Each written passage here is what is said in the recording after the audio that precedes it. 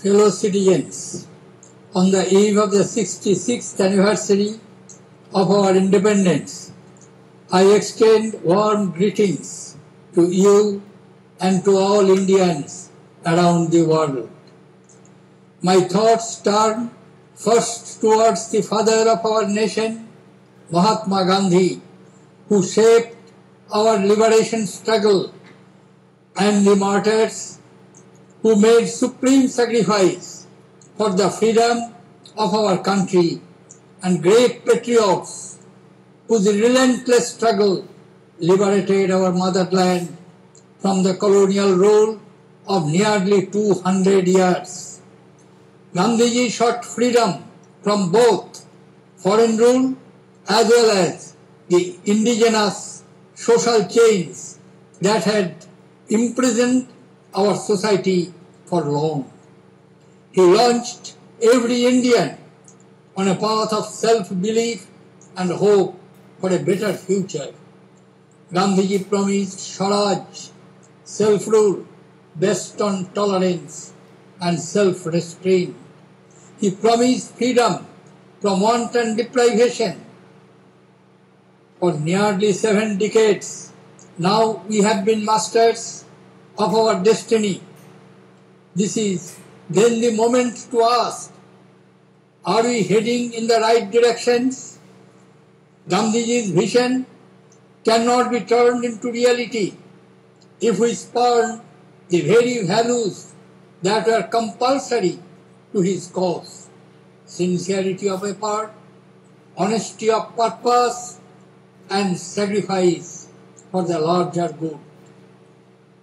Our founding fathers created the first oasis in the desert of colonized world, nourished by democracy.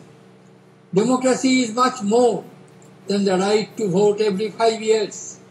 Its essence is the aspirations of the masses.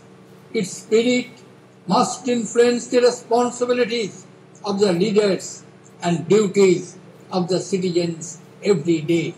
Democracy breathes through a vibrant parliament, an independent judiciary, a responsible media, a vigilant civil society, and a bureaucracy committed to integrity and hard work.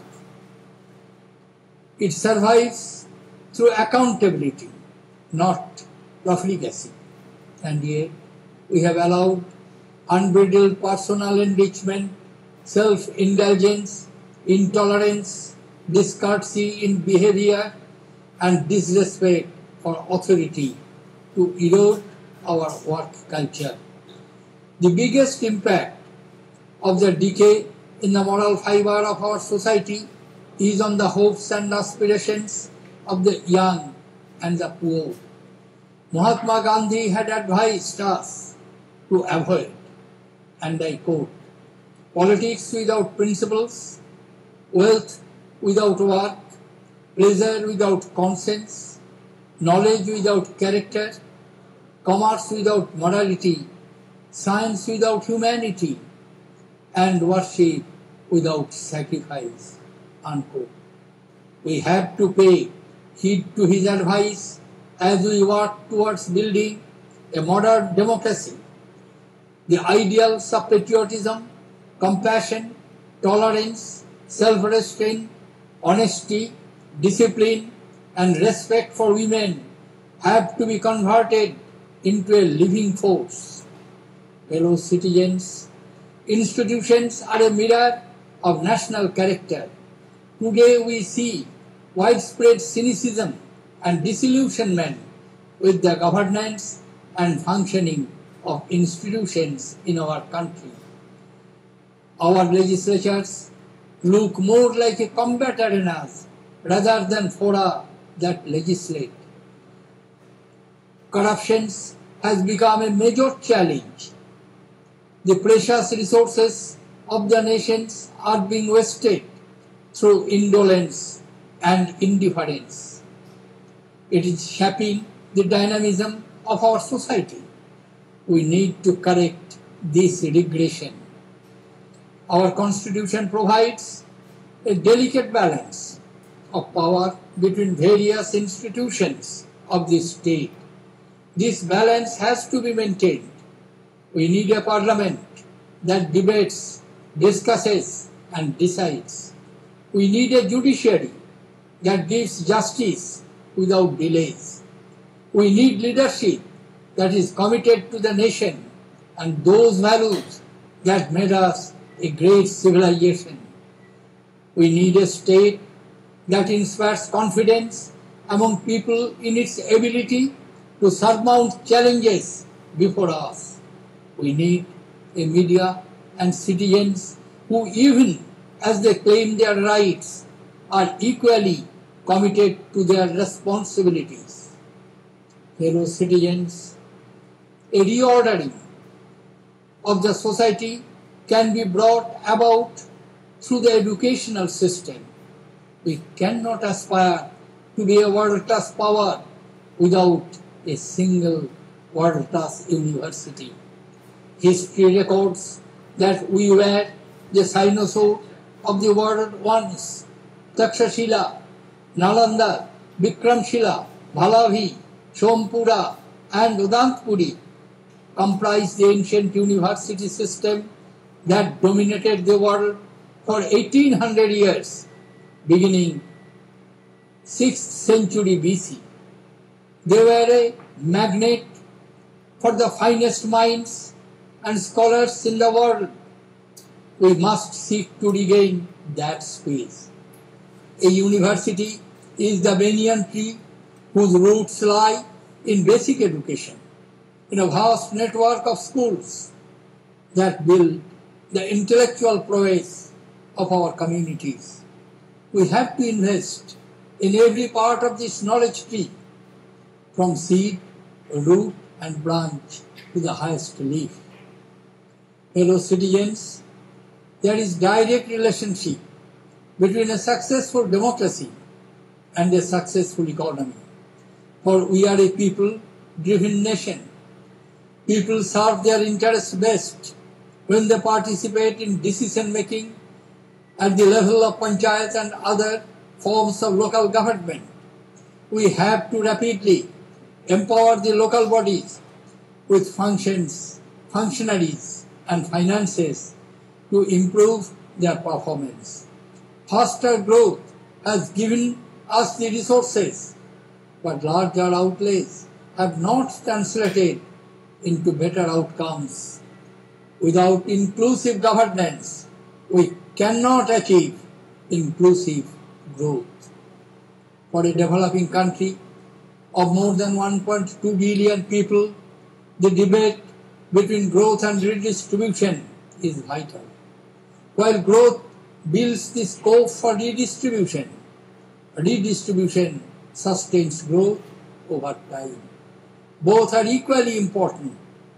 A disproportionate emphasis on any one at the expense of the other can have adverse consequences for the nation. The last decade has seen India emerge as one of the fastest growing nations in the world. During this period, our economy grew annually at an average rate of 7.9%. We are today self-sufficient in food grains production. We are the largest exporter of rice and second largest exporter of wheat in the world. The record production of 18.45 million tons of pulses this year augurs well for our march towards self-sufficiency in pulses. This was unthinkable just a few years ago. This momentum has to be sustained in a globalized world with increasing economic complexities. We have to learn to cope better with adversities, both external and domestic.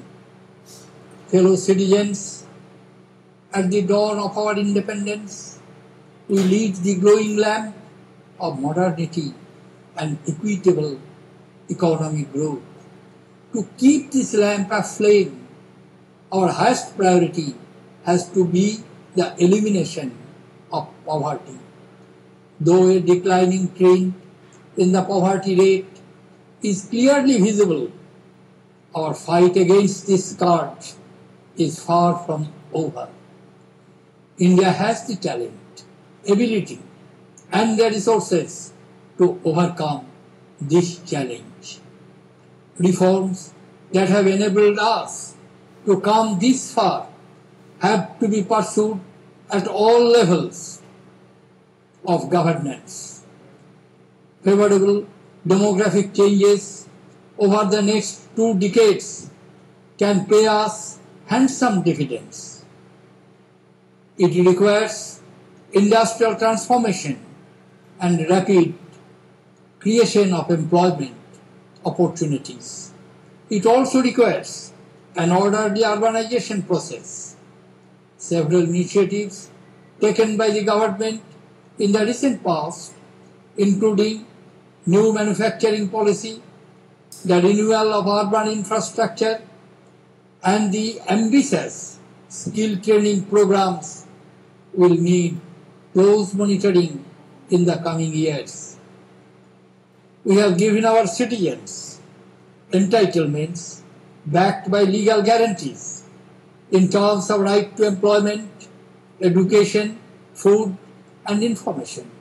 We now have to ensure that these entitlements lead to real empowerment for the people. We need robust delivery mechanisms to make these legislations work.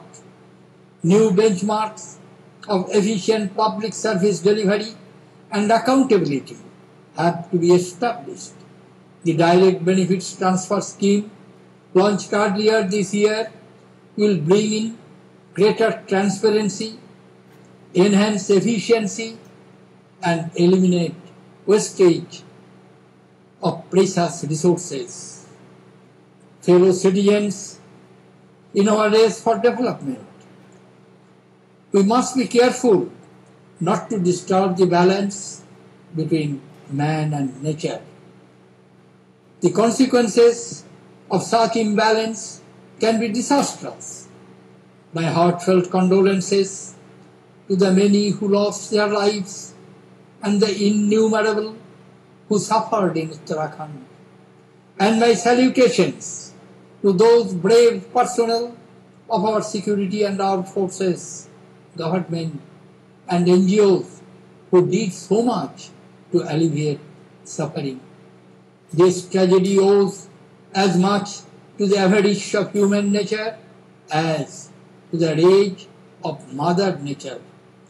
This was nature's wake-up call, and it is time to wake up.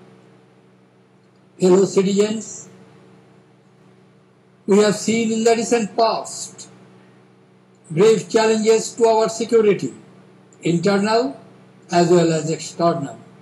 The barbaric phase of Maoist violence in Chhattisgarh led to a loss of many innocent lives. Despite India's consistent efforts to build friendly relations with neighbors, there have been tensions on the border and repeated violations of the ceasefire on the line of control, leading to tragic loss of lives. Our commitment to peace is unfailing, but even our patience has limits. All steps necessary to ensure internal security and protect the territorial integrity of the nation will be taken. I applaud the courage and heroism of our security and armed forces, who maintain eternal vigilance and pay homage to those who have made the supreme sacrifice of the most precious gift of life in the service of the motherland. There will be a general election in our country before I have the privilege of addressing you again on the eve of our Independence Day. This great festival of democracy is an opportunity for us to elect a stable government which will ensure security and economic development. Every election must become a crucial milestone in our nation's journey towards greater social harmony, peace, and prosperity. Democracy has given us an opportunity to recreate another golden age. Let us not squander these extraordinary opportunities. The journey ahead calls for wisdom, courage, and determination. We must work on across the board revival of our values and institutions. We must realize that rights go with responsibilities. We must rediscover the virtue of self-scrutiny and self-restraint. Let me conclude by quoting from the great classic Bhagavad Gita, where the teacher propounds his views and then says, and I quote, Yatha ichhasi tatha kuru. Even as you choose, so you do. I do not wish to impose my views on you. I have presented to you what I think is right. Now it is for your conscience, for your judgment, for your mind to decide what is right. Unquote. On your decisions rests the future of our democracy. Jai Hind!